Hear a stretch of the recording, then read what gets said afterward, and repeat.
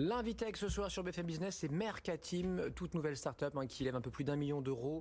Adrien Laurentin, son cofondateur, est avec nous. Adrien, bonsoir. Bonsoir Sébastien. Merci d'être là dans le domaine de l'industrie 4.0. Donc Mercateam qui développe un logiciel de gestion de planning. Alors la boîte effectivement est toute récente, vous avez 6 mois je crois. Exactement.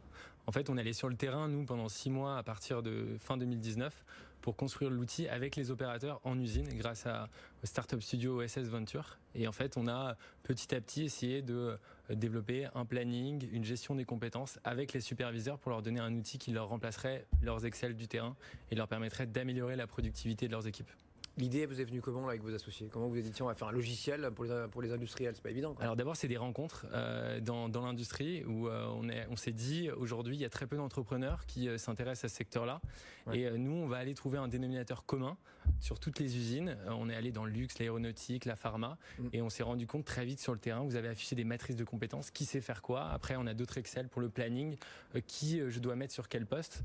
Et il y a une dernière anecdote, mon associé qui a travaillé pour un grand groupe du CAC 40, en fait pendant 2 ans et demi, il a travaillé sur de l'électrique, Kevin Rouvière, et il n'avait pas son habilitation électrique. Et en fait, aujourd'hui, dans l'industrie, gérer qui sait faire quoi et qui je mets où, ça devient presque un casse-tête, alors qu'il y a des énormes gains de productivité à faire.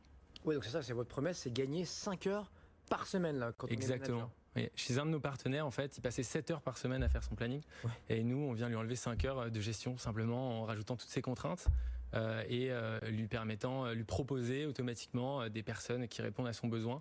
Sur le terrain, il peut se concentrer sur d'autres choses et sur la production. Et le temps, c'est de l'argent. Donc, on gagne effectivement en productivité. Qu'est-ce qu'on gagne d'autre là? C'est quoi l'avantage? Nous, aujourd'hui, on multiplie par 4 la formation sur le terrain. Et aussi quelque chose qu'on oublie trop souvent aujourd'hui, qui était un petit peu oublié dans les usines, parce qu'on a beaucoup investi sur les machines et la productivité des machines, mais moins sur les hommes. Et aujourd'hui, rien que venir homogénéiser toute cette information et avoir un outil commun pour tous les superviseurs, on supprime 50% d'incohérence entre les supports et le terrain. Donc on simplifie la communication des superviseurs et les fonctions support et on réconcilie l'information. Donc c'est 2 jambes différentes là, on est d'accord. Enfin, c'est lié, mais c'est pas la même chose. Exactement. Ouais. En fait, nous, on est souvent comparé parfois à un outil RH parce qu'il y a de l'humain, mais en fait, on est un pur outil opérationnel. On est pour le superviseur, pour qu'il puisse au quotidien gérer ses équipes et les placer. En France, on reparle, oui, avec le Covid, beaucoup de relocalisation, de réindustrialisation. Absolument. L'idée, c'est qu'évidemment, il faut rester ou redevenir pour certains compétitifs. C'était aussi votre idée, la fin 2019, de dire tiens, c'est un peu le sens de l'histoire et donc il faut qu'on gratte ici quelques points de marge, quelques heures sur le planning. C'est comme ça qu'on y arrivera. Sinon, face aux Chinois, on est.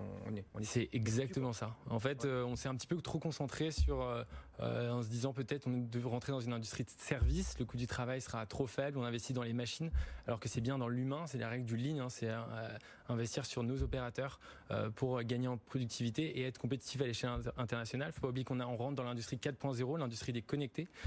Et je pense que la France et l'Europe ont un coup à jouer avec cette connexion. Et si elle arrive à utiliser le digital comme levier, elle peut redevenir compétitive à l'échelle internationale. Et en fait, ça s'est accéléré pendant la crise du Covid, où les usines ont pris conscience qu'il fallait absolument digitaliser leur organisation. On peut citer ou pas, Adrien, vos premiers clients là en fait? Oui, absolument. Ouais. Pas tous, mais une grande partie. Lisier Aéronautique, qui est un multisite en fait, et qui nous déploie sur plusieurs sites en France. Maroquinerie Thomas aussi, qui fait du luxe, donc ça n'a vraiment rien à voir. C'est des métiers qui sont beaucoup plus artisanales. Et ça, c'est une catégorie de clients qui est multisite à l'échelle internationale. Et vous avez aussi des PME et ETI qui sont 100-150 personnes et qui ont aussi besoin de maximiser la gestion de leurs équipes et digitaliser leur organisation. Donc voilà, tout nouveau, ça s'appelle Mercateam, oui. Comme le mercato et team comme une équipe en anglais. Vous levez 1,2 million, notamment auprès de Business Angel et du fonds Isaïe, je crois. Exactement. Merci beaucoup Adrien. Adrien Laurentin, vous nous tenez au courant pour la suite. Bon vent à Mercateam. On vous souhaite le meilleur.